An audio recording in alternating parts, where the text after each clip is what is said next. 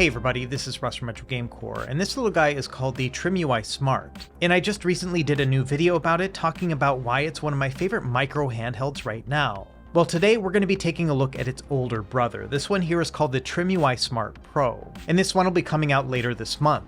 And in comparison to that smaller TrimUI Smart, this one is basically everything times 2. Not only is this a more standard size, somewhere between a PS Vita and Nintendo Switch Lite, but it also has a larger screen, a bigger battery, and a faster processor. Now, this is the third handheld that TrimUI has made, and they've kind of established a reputation for themselves for having really nice controls. And I'm happy to say that the Smart Pro is no different in that regard. In fact, there are many things about this device that are really promising, and so I do think that this one has a lot of potential. So what we'll do in this video here is kind of pick all of those things apart and figure out whether or not this is going to be worth picking up for you right now. And before we even get started, I will put out one caveat, and that is that I don't think that this is going to be a final review. Much like with their other devices, this handheld is going to get a lot better once the community starts working with it. So for this video, I'm going to call it a preliminary review, and then sometime in the future I'll do a follow-up just like I have with their other two devices. Either way, I think there's still a lot of interesting things to talk about with this device, so grab a snack and your favorite drink, and let's go ahead and get started.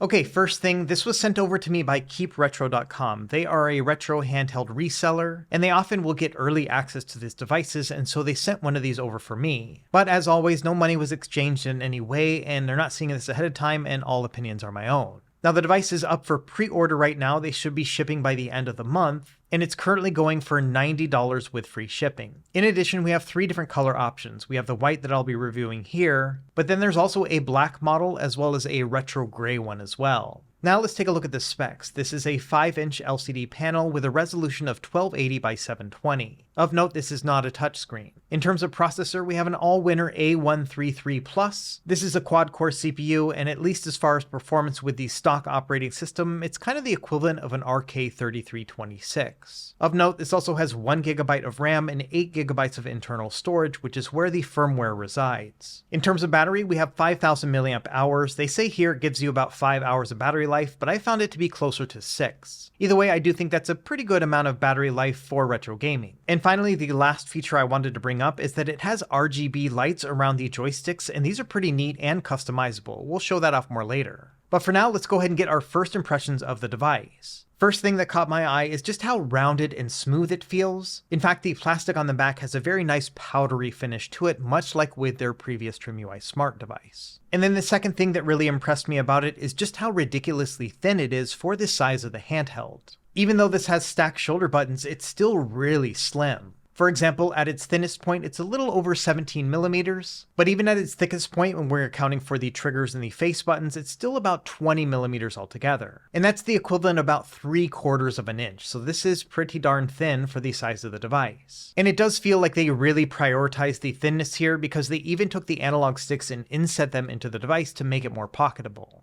And finally, the third thing that really caught my eye about the TrimUI Smart Pro is just how clean it is on the front. I love the fact that everything is rounded and has a very clean design. Even the logo itself is very subdued on the bottom right of the screen. Another interesting note is that these are front-firing speakers, but they are super small, as you can see. I love the fact that they're nearly hidden on the device, and obviously we'll do a sound test later on. But before we get to that, let's go ahead and check out these controls. We're going to start with the D-pad. Now, this D-pad is very similar to their other devices in that it has a dome switch connection and has a soft, clicky feel to it. And this is the opposite of those retro controllers you may be used to that have a rubber membrane or a mushy kind of feel. Instead, this has a more tactile bounce to it. In fact, it's very similar to what you will feel on a Nintendo Switch Joy-Con, and the D-pad itself is a soft rubber, so it's kind of similar to like the start and select buttons on the original Game Boy. Either way, I love the tight and precise feeling of this D-pad. In fact, there are very few that are similar to this. There are a couple close approximations like the PS Vita D-pad, although this one is quite a bit looser as you move around the cardinal points. Same thing with the Retroid Pocket and Odin devices. These also have a very similar D-pad to the PS Vita, and these are tighter than the Vita, but still looser than the TrimUI Smart Pro. Now, one of the benefits of having a super precise and tight controller like this is that you're not going to get accidental diagonals. For example, here when doing the contra test, I'm going to push down on the D-pad and then rock it left and right. And as you can see, my character remains completely still. Now for me, this is a little bit too far. I don't like the fact that the character doesn't move at all because I want a little bit of wiggle room here and there. And that'll come into play when you want to have a diagonal. You want to be able to hit that if you want and then not hit it when you don't.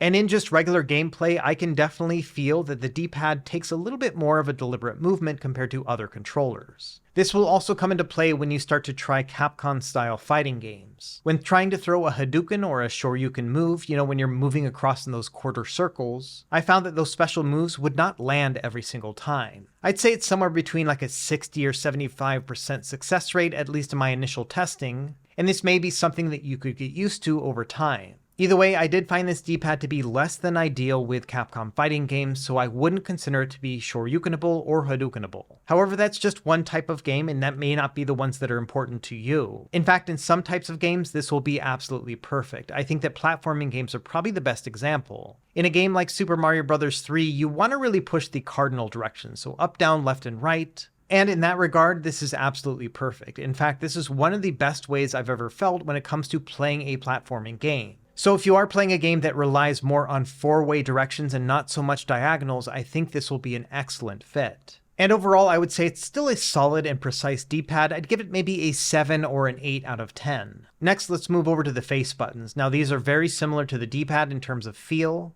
and so they also have a dome switch connection with a soft click to them. And one of the benefits here is these also feel very precise, but don't have a ton of travel either. If I was to approximate them with other face buttons, I would say they're very similar to a traditional Joy-Con from the Nintendo Switch. Although I would say that the buttons on the Switch are a little bit lighter to the touch, so it does take more force to press on the TrimUI Smart Pro than on the Switch Joy-Con. But either way, I do like these face buttons, no complaints from me. And finally, let's take a look at the analog sticks. Now these are actually from the original PS Vita, which means that they are not going to click down L3 or R3. And as you can see, these are pretty small analog sticks, and in addition to that, they are inset into the device quite a bit. Even though we do have a full range of motion, it still feels a little bit weird that they're inset so much. In fact, I would say that they're maybe inset a little bit too much. Now, the TrimUI team did a pretty good job of making sure that we have a full range of motion, but the thing I don't like about these being so inset is that because they're also small joysticks, they feel like you don't have a lot of range. In fact, it kind of feels like you're playing with a nub instead of an actual analog stick, and so you just don't have that really precise movement. If we take a look at the PS Vita, you can see that, yeah, these are very similar analog sticks, and they always were pretty small in the Vita as well. However, on the Vita, they are just barely inset, and so you have just more range to work with, and that added height does make it feel a little bit more precise. And so when it comes down to it, playing analog stick games on the TrimUI Smart Pro absolutely feels like a compromise to me. Like I mentioned, it's very similar to playing something like Super Mario 64, but with an analog nub instead of an actual stick. So at least for me, I would have preferred to have a height that's similar to the PlayStation Vita. It might have made the device a little bit less pocketable by contrast, but all the same, I think it would have been well worth it. So for me, this is one of those cases where I look at the analog sticks and I say, man, they did a really good job with the design, everything looks clean. But in actual practice, I don't feel like I have a full range of motion, and it is a little bit disappointing. Next up, we have the menu button on the bottom left. And this will bring up a quick menu when you're in the regular main menu, but then also in a game. And then below the screen on the left side, you can see those small speaker holes. On the right side, it's very similar. We have those same speaker holes, but then also a select and start button. And these also have a soft rubber click to them. They feel very satisfying. Next, let's take a look at the I/O on the bottom. On the far left, we have a lanyard holder if you want to use one of those. And then to the right of that, we have a function toggle. I'm not quite sure what this does because my device did not come with an instruction manual, but as far as I can tell, this might actually turn on and off the rumble motor. We also have a little rubber pad here on the bottom, which I think is actually to help with the Wi-Fi signal. And then we have our USB-C charging port, a small hole for the microphone input, and then also our SD card. And then finally, to the right of that, we have a headphone jack, the first one that's been available on a TrimUI device. Now taking a look at the SD card, it's a standard generic 64GB card, and it will come preloaded with games. And if you'd like, you can also buy a larger card, which will come with more games preloaded. Moving along on the back, we just have a little bit of subdued branding, and that's about it. I do want to note that everything is nice and rounded here on the back as well. Next, we'll take a look at the I/O on the top. On the far left, we have our sleep and power button. And then in the middle, we have a USB-C port that is labeled as host. This is probably going to be for external controllers. And then finally, to the right of that, we have our volume up and down buttons. Next, let's take a look at the shoulder and trigger buttons. And the first thing you're probably going to notice is that the triggers are stacked. And again, I think that's pretty amazing considering how thin this device is overall. Now, these shoulder and trigger buttons are using a micro switch connection, but they are padded on the inside. As a result, when you press down on it, you'll get a soft, thunky click. One thing I did observe is that I think the padding here is a little bit too thick, and so because of that, the buttons have a bit of a mushy quality to them. However, I did talk to Keep Retro about this, and they said that the TrimUI team is aware of it and they're going to fix it before the retail release. So let's go ahead and assume that they are going to improve these, but all the same, I do want to give you a worst case scenario in case it doesn't get better. And like I mentioned, they do have a bit of a mushy feel to them. In particular, when pressing down the triggers, it takes a little bit more force than you may be used to, especially if you're used to using shallow triggers like on the Nintendo Switch Lite. This will take about twice as much force to actuate. Now that being said, when in actual gameplay, I didn't have any issues pressing down on the shoulder or triggers, but it did take a little bit of time just to get used to the amount of force that I would have to press down on. Either way, considering that this device is more focused on retro gaming, it's not going to be very often that you press these buttons anyway. If anything, you'll probably use them the most when activating a hotkey. And finally, let's talk about just ergonomics and how the device feels in the hand. Number one, it's a fairly lightweight device. It's 230 grams. That's a little bit heavier than the 2000 series of the PS Vita. And it also feels well balanced and solid. A lot of the other cheaper handhelds on the market have a bit of a hollow feeling to it. Not this one. This one feels just solid through and through. In addition, it's a very ergonomic design just because it's so rounded. Especially if you're going to be playing games with a D-pad and face button, it's going to feel great. That said, it's still a pretty small device, so reaching for the analog sticks is no problem at all, even if you were to do that in combination with pressing a shoulder or trigger button. So overall, I've got no complaints when it comes to the ergonomics. I think it's actually one of the best built at this price point. And I think a lot of that has to do with the rounded feel of it, and let's face it, it's actually very similar to the PS Vita in that regard. Speaking of which, let's do a size and shape comparison against other similar handhelds. For reference, we'll start with the TrimUI Smart just to give you an idea of how big this is compared to the other one, and then we'll start moving up in terms of size. First up, we have the Sony PSP. There is quite a big size difference here, but the PS Vita is very similarly sized. If anything, I would say the Vita is taller, and that's because it has larger bezels, and the TrimUI Smart Pro is not quite as rounded.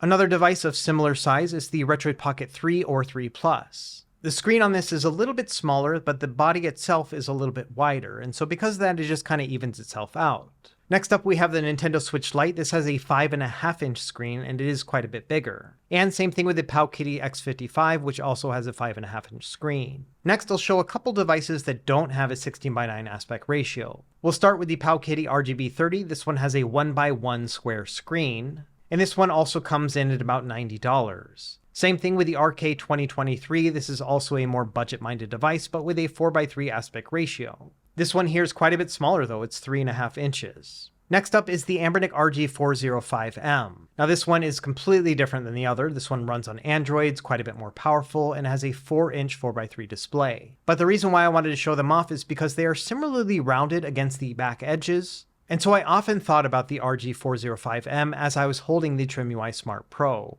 And then of course, because we have to do this in every single review video I make, here's a comparison against the Steam Deck. And I'll leave it up to you to decide which one you think is going to be bigger than the other. When it comes down to it, the TrimUI is a mid-sized handheld, but all the same, I would absolutely consider it to be pocketable. And a lot of that has to do with the fact that this is deceptively thin. As I was using it in and out of my pocket and around the house, the thing that I kept thinking about was that it felt a lot like one of those bigger smartphones, but with a case on it. And so if you're comfortable walking around with, say, like an iPhone Max or whatever the other ones are called on the Android side, this is going to be a very similar experience. There's a couple things different. For example, the trigger buttons do stick out just a tiny bit, but thankfully everything is so well rounded that nothing's really going to get stuck in your pocket as you're pulling it in and out. It's a very similar experience when you consider the pocketability of the PS Vita. So if you happen to own one of these and you do consider this one to be pocketable, then I think it's going to be exactly the same with the TrimUI Smart Pro. Now, of course, I wouldn't consider these to be like ultra pocketable, something like the original TrimUI Smart. This is a device you can throw in your pocket along with a bunch of other things and still have plenty of space. So if anything, the TrimUI Smart Pro is on the high end of the threshold of what I would consider to be pocketable.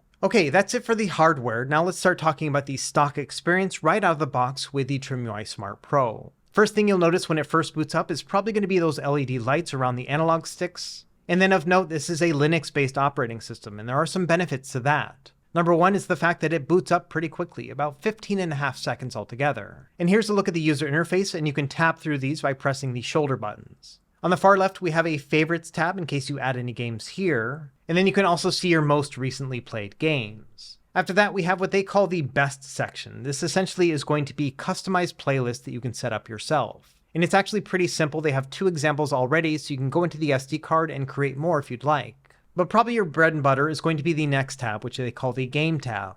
Here's where you're going to cycle through all the different systems you have available, and then you can pick your game and then launch it from here. As I cycle through the systems, you'll probably notice that a couple high-end systems are here. For example, we have Dreamcast, Sony PSP, and Nintendo 64. Further down, we have an app tab. There's a USB storage app right now, and I think this will allow you to access any sort of external drive if you were to plug it in. After that, we have a NetPlay tab, which doesn't seem to do anything right now. And then to the far right, we have our settings tab. There's a couple things here worth noting. Number one, within the display section, we can change our brightness from 0 to 10. And we can also turn on and off our LED lights and then also adjust their brightness again from 0 to 10. And we have a pretty good dynamic range when it comes to the brightness. Let's go ahead and test it in a darker environment. And you can see here that 0 out of 10 is actually pretty dim. I think you'd be able to play this in the dark. In addition, we have 0 light bleed, which is always great to see. Now, every time I test the screen, I also have to test the audio. So let's do a quick audio test right now. This will be at max volume with Sonic Advance 2.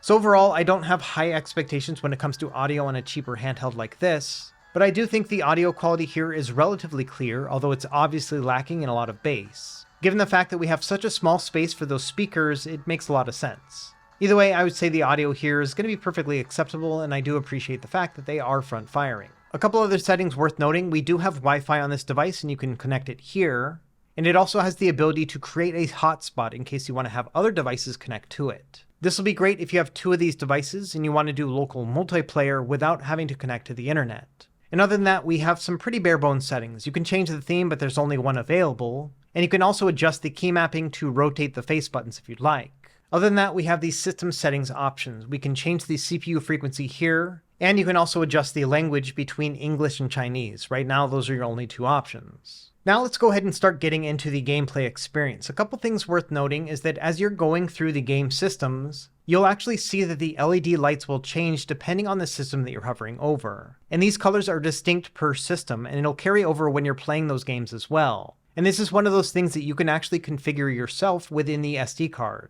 So I really like this idea that you can have certain colors set for certain systems. And of course, if you just want to have one specific color, you can also adjust that within the card as well. Now, in starting up a game, it's going to launch directly into RetroArch for most of these systems. And there's a couple things they've already done in the backend. Number one, they've added overlays and shaders for certain systems, so they will look nice and pretty. These overlays are going to cover up any sort of black bars on the left and right. Now, to enter into the menu, you just have to press the menu button right here on the bottom left. And to start, you'll get a quick menu. Here, you'll be able to save a state or load it. And there also is a NetPlay menu. If you click on this, it's basically just going to go directly into the RetroArch NetPlay section, but that's how you would set it up. Now, in addition to exiting out of a game here as well, you can also go into what they call the advanced menu. And this essentially is just going to bring up the RetroArch quick menu. And this will be great if you are already familiar with RetroArch. For example, within here, you can set up things like retro achievements, and you can also set up hotkey mapping and shaders and all the other things that you can do when you're well versed in RetroArch. So I do appreciate that we have full access to the system right here. In many of these other emulators, they will lock this all down. Instead, we kind of get a hybrid experience in the fact that you have a quick menu that you can navigate through for very simple uses,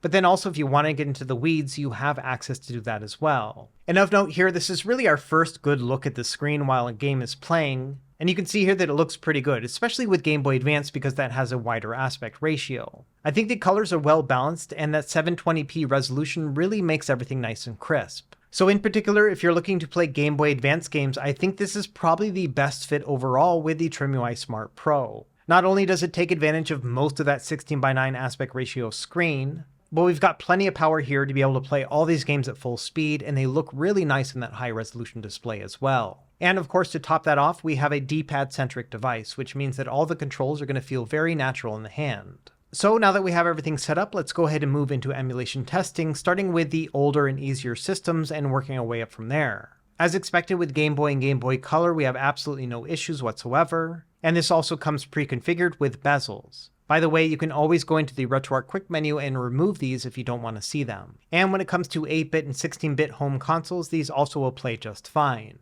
My only main complaint here is just the fact that we're using a 16:9 display to play mostly 4:3 content. And of course, those pre-configured bezels do help to kind of ease that pain a little bit, but all the same, as I was playing these systems, I couldn't help but wonder how good this experience would be if we had a 4:3 display instead. I think that a 4-inch 4:3 display would have been just about perfect in this device. Either way, like I mentioned, when it comes to things like, Nintendo, Sega Genesis, Super Nintendo, all of these are going to play absolutely no problem. Next up, we have Nintendo DS. Now, as a reminder, this does not have a touchscreen, and so many games that rely on touchscreen controls may not be a good fit for this device. Now, this device is using the standalone version of Drastic. You can bring up the menu by pressing that menu button on the bottom left. Within here, you can make all sorts of adjustments like the controls and hotkeys and everything else. For example, on the back trigger buttons, I've mapped them to be able to swap between the different screen layouts. So depending on the game that you're playing, you may want to play them side by side, or top and down, or just one screen at a time.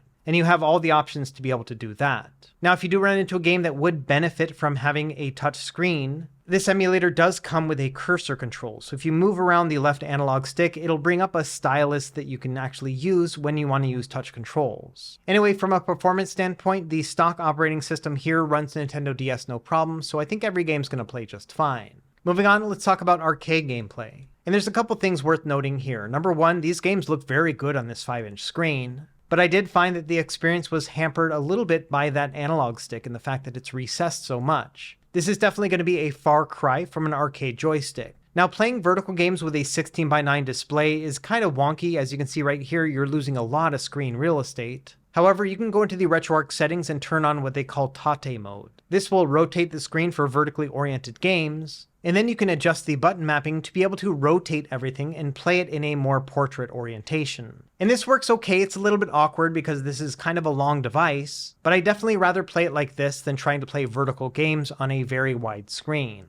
Also of note, in addition to your traditional arcade games all the way up to like the mid-90s, all the Neo Geo catalog is going to work great too. And finally, the last system I found that played at 100% no problem was the Sony PlayStation 1. Like with a lot of the more budget handhelds, including ones that are cheaper than this, yeah, PS1's going to play absolutely fine. However, as you start getting past that, you are going to run into quite a few issues. And we'll start with Nintendo 64 because I think of all of them, this is probably going to be the most playable.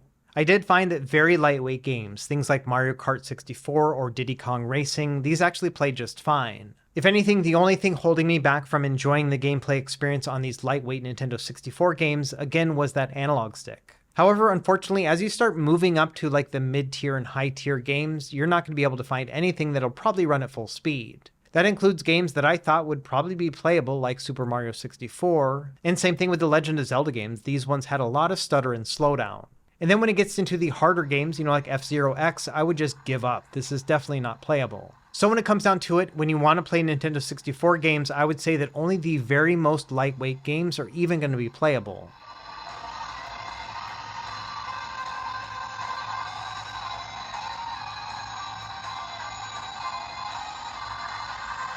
So right now, with the stock firmware experience, I would not call this a handheld that is capable of Nintendo 64, at least writ large. It's also a very similar experience with Sega Dreamcast. These games all struggle to play at full speed. And I think it's similar to the Nintendo 64 in that some very lightweight games might play, and in that regard I'm mostly talking about maybe puzzle games, things like that. But I did find that every game that I tried was basically unplayable. And I'm not talking about just a little bit of crackle here and there, but we're talking about significant slowdown that would hamper your gameplay experience.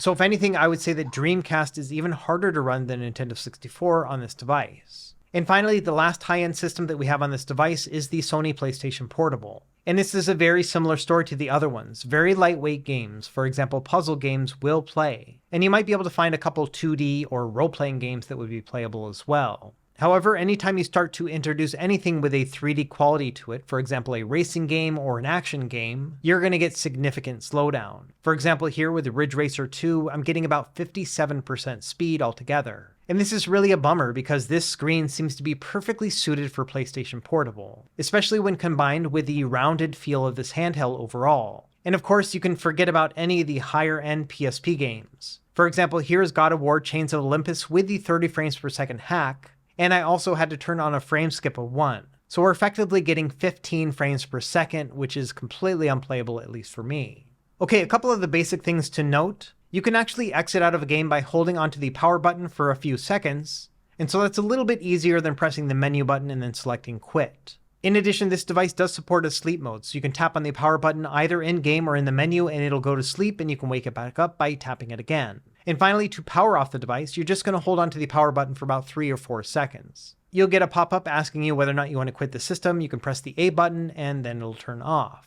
Okay, next I want to talk a little bit about the SD card experience that will come with the device when you order it. Number one, the card is going to be preloaded, so there's going to be a bunch of games on here. But like with most of these other handhelds that come preloaded, it's going to give you way more games than you can actually play. And unfortunately, the menu system is not really conducive to being able to find the games that you want to play quickly. Let's use the NES catalog as an example. This one has something like 3,000 NES games loaded up here, and a bunch of these are going to be duplicates and hacked versions. And so many of these are just kind of garbage that you have to filter through in case you want to find something worth playing. And the unfortunate thing here is that it's not very easy to cycle through these systems. You can press the shoulder button to tab through each of these pages, but unfortunately you can't hold on the shoulder button to make it go more quickly. And so if you're trying to get to a specific game, it might take you quite some time to actually find it. And my recommendation would be, if you are going to keep these games on here, that as soon as you find a game worth playing, then add it to your favorites. You can do that by pressing the menu button and then choosing it from the pop-up menu. Now I want to take a quick look at the directory of the SD card itself. And of note, the firmware is going to be stored on the internal storage. So the card itself is just going to have your games, your configurations, and then your save files. And I will say that in terms of organization, they did a pretty good job here overall. Each of these folders makes sense when you look at them. For example, the best folder is where you're going to put all of your custom playlists. And then the emulation folder is going to have all of your cores as well as configuration files if you want to tweak it yourself. The ROMs folder obviously is where you'll put all your games, and then there's a respective images folder. This is also going to be structured the same way, and this is where you'll put all your box art. And then finally, there's also a RetroArch folder, and within here, there's a .RetroArch folder, and this is going to be all of your file system. Within here, you can do things like add cheat files or shaders, and within the system folder, this is where you're going to put any of your BIOS files. Now, taking a look at the ROMs folder, you can see that everything is organized by the different systems that are supported on the TrimUI Smart Pro. And if you go into any of these folders, you will find that all of the games that we saw earlier are listed here. So there's a couple things you could do with this information. Number one, you could tailor this game list. For example, if there's a bunch of games here you never want to play, you could take them out. Or in my case, I'm actually going to delete all of the games on here and add all of my own. So I'm going to do all of that off camera just because I don't want to drag this video out too long, but it is going to be a drag and drop experience when it comes to adding or modifying these games. And so here's a look at everything when all is said and done. What I've done here is I've removed the systems that I don't plan on playing, and I've also made a couple configuration tweaks like changing the names so they're more intuitive, and I also added the American NES controller instead of the Famicom one. And of course, in addition to adding my own games, I also went through and added the box art by using that image file structure. And this was a very simple process because I had all this scraped already offline. Either way, it probably took me about 10 minutes to set all this up, and I'm pretty happy with this process. Obviously, I still think that a custom firmware solution will probably be your best bet, but it is nice to see that if you're willing to go into the SD card and experiment a little bit, you can make some configuration changes that will improve the overall experience. Okay, I think we've poked and prodded this device enough. Let's go ahead and start wrapping up and talk about what I like and what I don't like about the TrimUI Smart Pro. And we'll start with what I like, and honestly, there's a lot here. Number one, this is a very solid feeling handheld. When you pick it up, it feels nice and balanced. And I love the fact that it doesn't have a very hollow feeling to it either. It feels really high quality. I also like the precise controls for most use cases. In particular, when it came to platforming games, this was one of my favorite experiences all around. I also think that we have a beautiful screen. It is bright, colorful, and very sharp. And I think that a 720p resolution display on a device at this price point is just about perfect. I also think that the stock operating system is pretty good. It's okay. I like the fact that we can make some configuration changes, and some of these are kind of small but really significant. For example, I love the fact that we can fine-tune the color of the RGB lighting around the joysticks depending on the system that we're playing. And it was very easy to swap out all of those games that came preloaded with my own catalog. I also think this device is pocketable. It's right on that cusp, but all the same, this is something I wouldn't mind walking around with. And the battery life here is pretty decent. We have 5,000 milliamp hours, which got me an average of about 6 hours of gameplay. I also appreciate the fact that we have Wi-Fi and NetPlay. That means we're going to be able to play multiplayer and then also earn retro achievements if you'd like. Now, of course, this device is not perfect, so let's talk about some of the things that I didn't like about it. Number one, going back to those precise controls, the D-pad diagonals were not perfect. For example, when playing Capcom-style fighting games, when I'm moving in a quarter circle, it wasn't quite as precise as I would like. So it does mean that depending on the type of games that you plan on playing with this may or may not be a good fit.